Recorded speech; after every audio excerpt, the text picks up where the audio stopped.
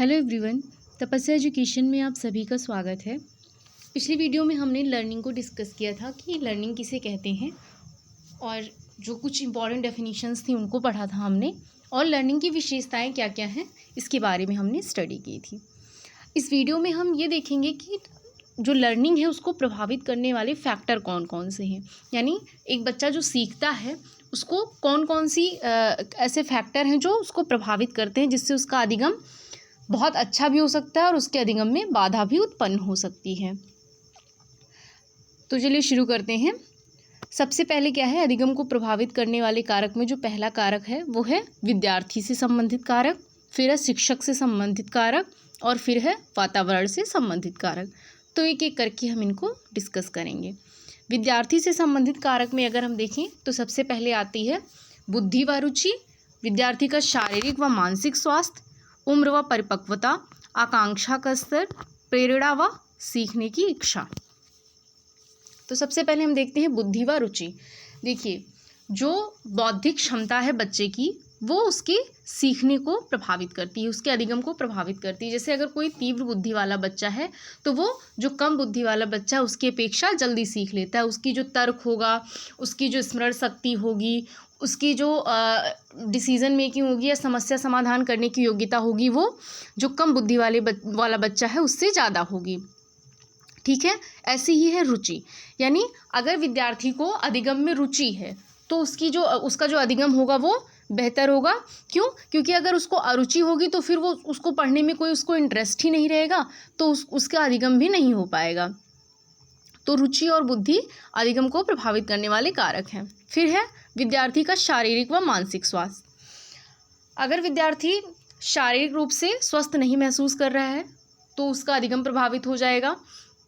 मान लीजिए उसको बुखार है या उसको और भी कोई दिक्कत है तो वो उसका अधिगम प्रभावी नहीं हो पाएगा, वो सीख नहीं पाएगा। ऐसे ही मानसिक स्वास्थ्य पर भी, जो मानसिक स्वास्थ्य है वो भी अधिगम पर प्रभाव डालता है। मान लीजिए अगर बच्चा जो है उसका मानसिक स्वास्थ्य सही नहीं है, वो काफ़ी डरा हुआ है या क्रोधी है या दुखी है, तो जो उसकी सीखने की क्षमता है वो कमज़ोर हो जाती है, उसको अरुचि हो रही है, उसको जल्दी थकान महसूस हो रही है, तो फिर उसका वो जो भी अधिगम उसका होगा वो प्रभावी नहीं होगा। तो ये शारीरिक व मानसिक स्वास्थ्य हो गया जो अधिगम को प्रभावित करता है। फिर क्या है, उम्र व परिपक्वता, यानी जो एज है वो और मैच्योरिटी जो है वो विद्यार्थी को के अधिगम में प्रभावी बनाती है उसको। जैसे जब बच्चा धीरे धीरे बड़ा होता है तो उसके विषय आप देखेंगे धीरे धीरे जटिल हो जाते हैं। जैसे आपने जब शुरू में पढ़ाई की होगी तो बहुत ही कम सिलेबस आपका रहता था, बहुत मतलब नॉर्मल सी चीज़ें। मैथ में आप देख लीजिए जोड़, घटाना, गुणा, भाग, ऐसे ही बहुत ही नॉर्मल सा सब कुछ रहता था। फिर धीरे धीरे जैसे जैसे आपकी एज बढ़ती जाती है, आपका सिलेबस बढ़ता जाता है और उसका जो डिफ़िकल्टी लेवल है वो बढ़ता जाता है। तो जो एज है वो विद्यार्थी के जो सीखने को है वो प्रभावित करती है, और परिपक्वता जो है वो भी विद्यार्थी के सीखने को प्रभावित करती है। जो भी बच्चा जो शारीरिक व मानसिक दृष्टि से परिपक्व होगा वो जो है कोई भी नया कंटेंट होगा तो उसको जल्दी समझ पाएगा, जल्दी सीख पाएगा। तो ये उम्र और परिपक्वता हो गई। फिर है आकांक्षा का स्तर। देखिए, विद्यार्थी के अधिगम के लिए यह आवश्यक है कि उसका अपना जो महत्वाकांक्षा है वो अधिक हो। जैसे अगर किसी विद्यार्थी का सीखने में मन लग रहा है, मान लीजिए कोई विषय वो पढ़ रहा है, अगर उसको सीखना है तो फिर अगर उसको कठिन भी है वो विषय तो वो उसको अधिक समय देगा, उसके लिए नोट्स बनाएगा, अपने टीचर से फिर से क्वेश्चन करेगा, अदर बुक्स देखेगा। तो उसकी जो आकांक्षा का स्तर है अगर वो ज़्यादा है तो फिर उसका अधिगम जो होगा वो प्रभावी होगा। तो जो अधिगम है वो विद्यार्थी की आकांक्षा के स्तर पर भी निर्भर करता है। और अगर उसकी आकांक्षा का स्तर ही निम्न है, अगर उसका इंटरेस्ट ही नहीं है, अगर मतलब उसको कोई महत्वाकांक्षा नहीं है कि उसको ये विषय आ जाए, तो फिर वो नहीं सीख पाएगा। फिर है प्रेरणा व सीखने की इच्छा, यानी उसकी जो प्रेरणा है अगर वो है सीखने के लिए और उसकी सीखने की इच्छा है तो उसका जो अधिगम होगा वो प्रभावित होगा उससे। तो ये विद्यार्थी से संबंधित कारक हो गए। अब हम देखते हैं शिक्षक से संबंधित कारक। विद्यार्थी के साथ साथ जो अधिगम की प्रक्रिया है वो शिक्षक से भी प्रभावित होती है, क्योंकि विद्यार्थी सीख रहा है और शिक्षक सिखा रहा है, तो ये जो प्रोसेस है वो शिक्षक से भी प्रभावित होगी। तो हम देख लेते हैं इसमें क्या क्या पॉइंट आएगा। सबसे पहले है विषय का ज्ञान, फिर है शिक्षक का शारीरिक व मानसिक स्वास्थ्य और अध्यापक का व्यवहार, ये प्रभाव डालेंगे। सबसे पहले विषय का ज्ञान, यानी जो भी विषय अध्यापक पढ़ा रहा है उसमें उसको अनुभव होना चाहिए, उसकी योग्यता होनी चाहिए, तब वो उस विषय को अच्छे से पढ़ा पाएगा। अगर उसका अपना ही अनुभव नहीं है या वो उसको अपने विषय का ज्ञान ही नहीं है तो फिर वो विद्यार्थी को ना तो अच्छे से समझा पाएगा और ना ही विद्यार्थी उस अधिगम को प्रभावी बना पाएंगे, प्रभावी रूप से ग्रहण कर पाएंगे। क्यों? क्योंकि उन्हें समझ ही नहीं आएगा कि पढ़ाया क्या जा रहा है। तो ये विषय का ज्ञान हो गया। फिर शिक्षक का शारीरिक व मानसिक स्वास्थ्य, जैसे विद्यार्थी के शारीरिक और मानसिक स्वास्थ्य का अधिगम पर असर पड़ रहा था, वैसे ही शिक्षक का जो शारीरिक व मानसिक स्वास्थ्य है उसका भी विद्यार्थी पर प्रभाव पड़ता है, विद्यार्थी के अधिगम पर। अगर शिक्षक की जो शारीरिक स्वास्थ्य वो सही नहीं है तो फिर उसका जो भी वो बच्चों को समझाना चाहेगा उतने अच्छे से नहीं समझा पाएगा, या मानसिक स्वास्थ्य उसका सही नहीं है, मान लीजिए उसको थकान है या उसकी अरुचि है उस दिन, तो फिर ऐसा होता है, आपने भी कई बार अनुभव किया होगा कि कभी कभी टीचर्स भी मतलब ऐसे थक जाते थे तो वो उतने अच्छे से विद्यार्थियों को नहीं समझा पाते थे।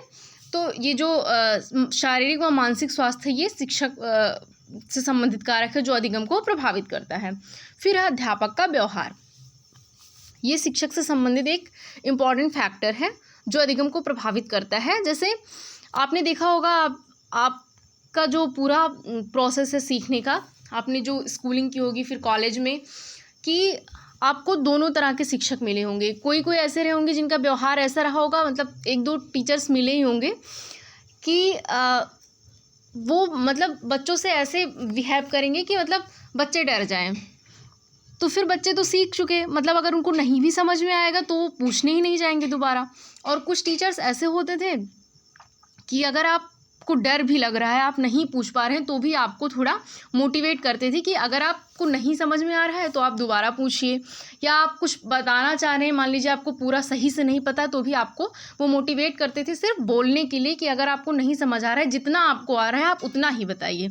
तो जो अध्यापक का व्यवहार है वो बच्चों पर बहुत असर डालता है और बच्चों का जो अधिगम है वो उससे बहुत प्रभावित होता है। अगर बच्चा मोटिवेट है किसी भी विषय वस्तु को सीखने के लिए, अपने टीचर से उसको एक अच्छा फीडबैक मिल रहा है कि हाँ आप अच्छा कर रहे हैं, तो फिर बच्चे का भी मन करता है कि अच्छा मैं और अच्छा इसमें करूं।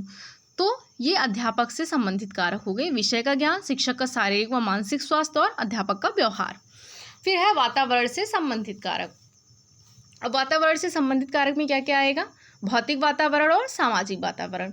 भौतिक वातावरण में क्या आएगा? जैसे जो अनुकूल वातावरण है, जैसे जो बैठने की व्यवस्था हो गई छात्रों के, उनके जो और अन्य सामग्री हैं जैसे ब्लैक बोर्ड हो गया, डस्टर हो गया, और उचित प्रकाश आ रहा हो जिस भवन में वो बैठे हों, हवा आ रही हो, पंखे की व्यवस्था हो, और जैसे अनुकूल हो, मौसम के अनुकूल हो, ऐसा ना हो कि गर्मी है तो वहाँ पंखे ही नहीं लगे तो फिर वो डिस्टर्ब हो जाएंगे, तो फिर उनका अधिगम क्या ही हो पाएगा। तो इस तरह से जो भौतिक वातावरण है वो भी अधिगम को प्रभावित करता है। फिर है सामाजिक वातावरण। अब सामाजिक वातावरण में क्या क्या आएगा? जिस प्रकार के आसपास के परिवेश में वो रह रहे हैं वो भी उनके अधिगम को प्रभावित करता है। उनका पारिवारिक वातावरण कैसा है? मान लीजिए स्कूल में बहुत अच्छा पढ़ाया जा रहा है, लेकिन अगर उनके परिवार का वातावरण अच्छा नहीं है, जब भी वो घर पे जाते हैं तो उनका होमवर्क ही नहीं पूरा हो पाता है। मतलब उनके घर पे ना तो कोई उनका होमवर्क चेक कर रहा है, ना उनके घर पे कोई उनको पढ़ने के लिए कह रहा है, ना उनकी कॉपी देख रहा है, उनकी नोटबुक और बुक्स कोई देख ही नहीं रहा है उनको क्या पढ़ाया गया, या उनको लेके कोई बैठ के उनको समझाए कि हाँ आप इसको देखिए, इसको पढ़िए, तो फिर वो क्यों ही पढ़ेंगे? मतलब छोटे बच्चे तो बिल्कुल नहीं पढ़ पाएंगे। धीरे धीरे अगर आप बड़े हो जाते हैं तो आप समझदार हो जाते हैं कि अच्छा हमें खुद से पढ़ना चाहिए। तो जो उनका सामाजिक वातावरण है वो, उनका जो परिवार का वातावरण है वो उनके अधिगम को प्रभावित करता है। ऐसे ही कक्षा का वातावरण हो गया, उनके आसपास जो सीखने की परिस्थितियां हैं, उनकी पीयर ग्रुप कैसे हैं, ये सब फैक्टर मिलके उनके अधिगम को प्रभावित करते हैं। तो ये अधिगम को प्रभावित करने वाले कारक हो गए। वीडियो आपको इन्फॉर्मेटिव लगी तो लाइक और सब्सक्राइब कीजिएगा, और अपने जो भी सजेशंस हों उनको कमेंट कीजिएगा। Thank you so much.